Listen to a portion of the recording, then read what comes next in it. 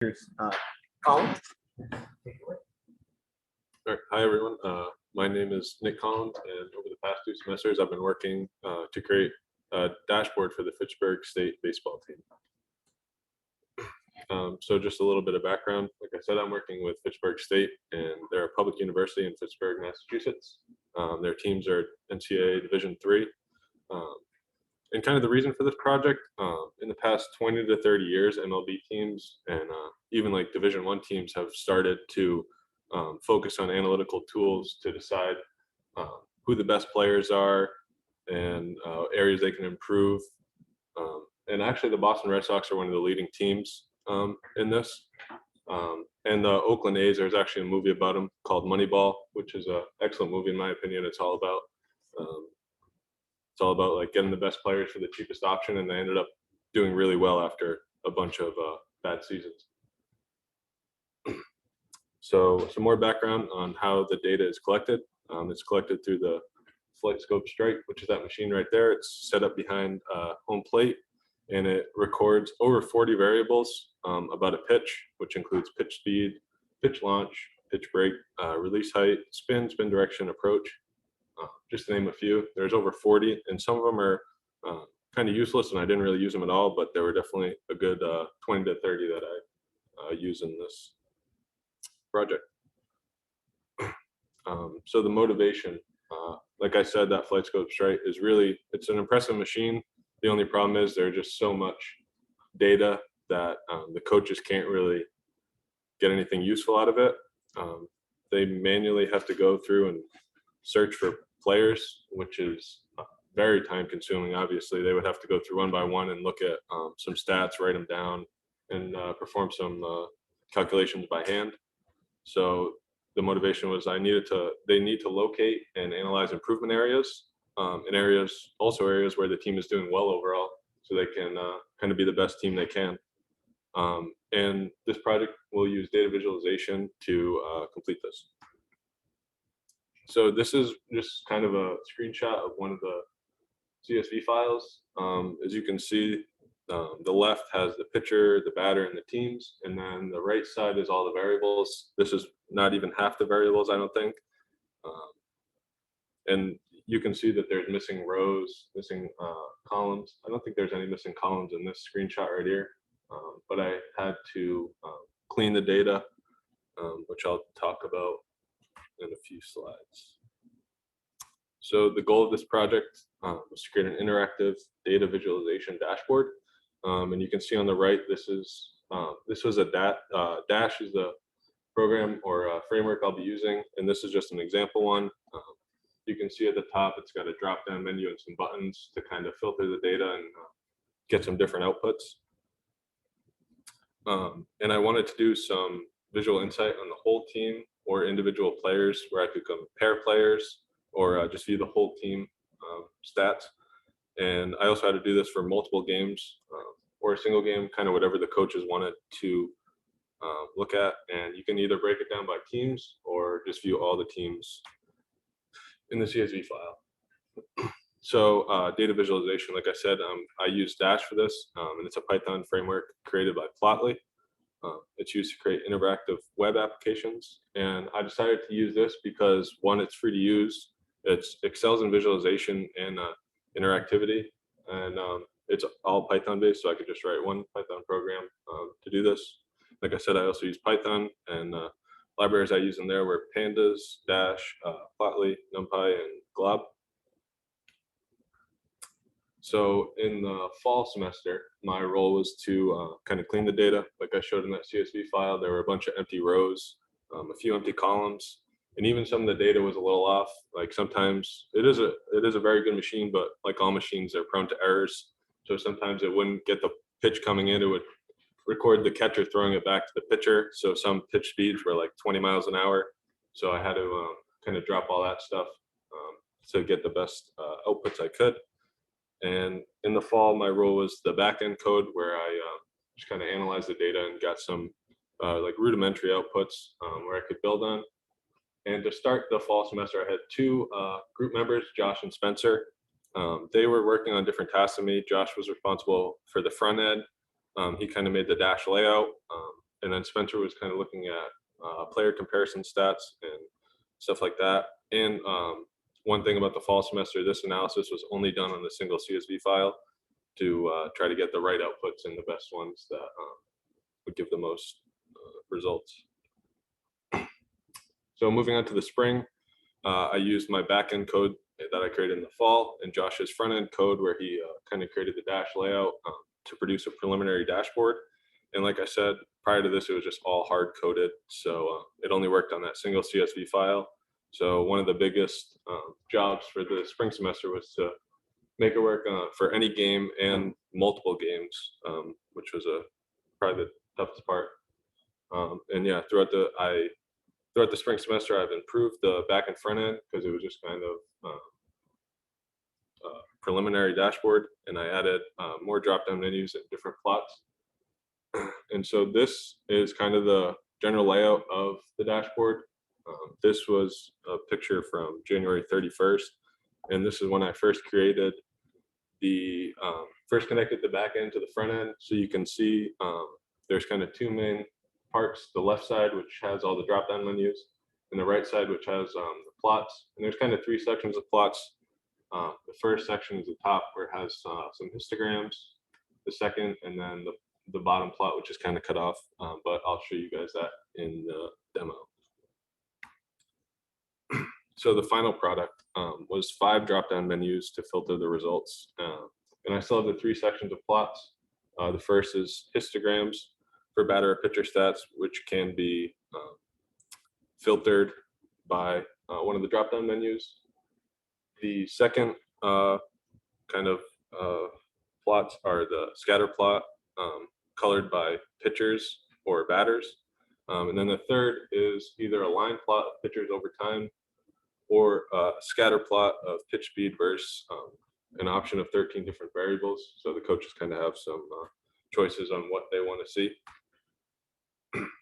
And finally was deploying the app. So the user just has to have the program and all CSV files they want to analyze in the same folder. And it uses Anaconda and Python, and will work on any platform. It's run locally to a web browser, and it updates every time when a dropdown is changed, which is kind of annoying, but at the same time, it's not too bad. So now I'll move on to the demo.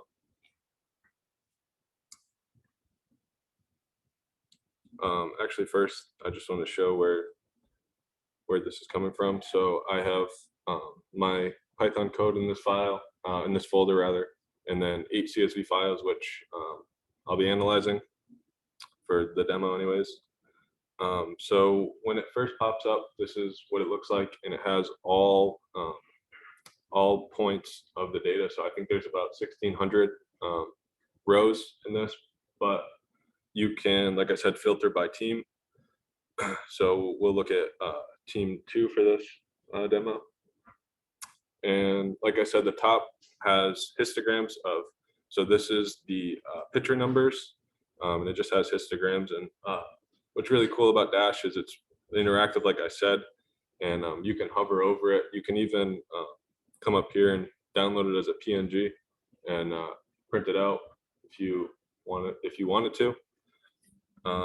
But the top numbers are either batter numbers like up here or pitcher numbers, and the bin size for the pitcher numbers are obviously going to be a lot smaller because no matter what baseball game you go to, there's obviously going to be way more pitches thrown than there are hit. So that's why we kind of see the batter numbers kind of have not as many occurrences, and the histograms look a little larger.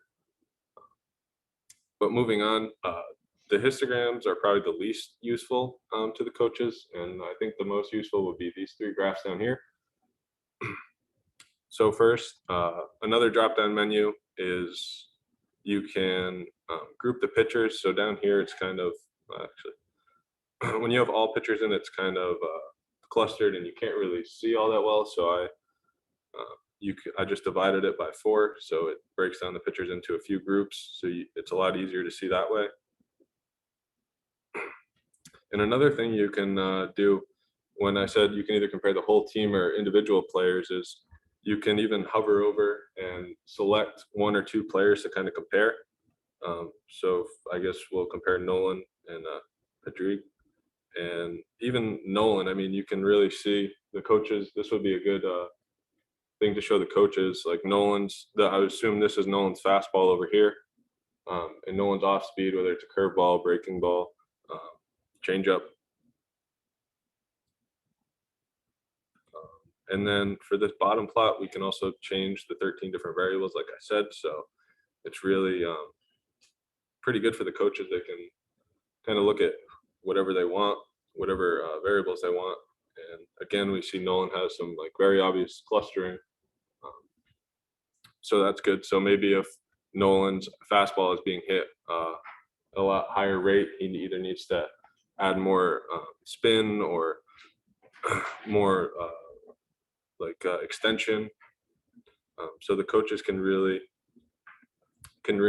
see exactly where these players need to improve. And then one last thing I want to show is just these two plots. So they're actually the same plot. Both of them are the same plot, but they're colored by pitcher and batter. So if we look at Nolan again, we can see these are all the pitches that Nolan threw that were hit in the game. So the pitcher, if this isn't really a good example because he kind of has pitches all over the place that were hit. But yeah, I mean, we see his one of his slowest two pitches were hit the farthest, so that might be some insight. But yeah, the coaches really, they don't have many limits here. They can kind of choose players that they want or teams. And yeah, that's it for me. Any questions? I have a question for you. So any particular reason to choose histograms and scatter plots and not something fancier? No real reason. I think the scatter plot, like I said, I think the scatter plots are a bit better than the histograms, just because you can kind of look at individual players and see where they are depending on a variable, but there wasn't really any reason for the histograms. Okay, is Fitchburg State aware of this product? Yeah, they are. They know I've been working on it, and they've been sending me the data to analyze. So. Are they going to make use of it? Yeah, yep. I'm going to share it with them soon and get it running on their end. Okay, and you mentioned two people on your team for the fall semester. Yep. What's up with that? It was actually a combined class, and we all decided to work on the same project, but they were in another class. I think it was math, like I forget the number, but 440.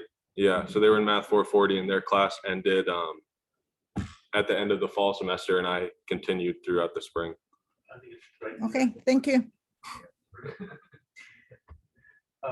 Just on that point before, there is some evidence, I think I couldn't cite exactly which the sort of chapter verse, but there is some evidence that most people have difficulty interpreting histogram. They don't know what the things stand for. Mm-hmm. Very, very hard to understand. Okay. Any other questions? But how large were the data sets you were using? So I can pull it up. So just one CSV file that I think there were about 300 to 400 rows. And they sent me about 20 different games, so I've just kind of been working. And like I said, there's a lot of empty rows or missing values, so I kind of had to clean that up. But they were pretty large, pretty like overwhelming to look through manually. I'm not sure how they did it, but yeah, this one has 377 rows. Do you do anything to like speed up Dash? I've used it with a little bit bigger data sets, but sometimes it takes a while to update. But that's pretty quick. Yeah, depends how many CSV files I have going. I've done it up to 20, and it wasn't too slow. But this one only had 8, so that's why it's a lot faster. Great. Well, let's thank the speaker.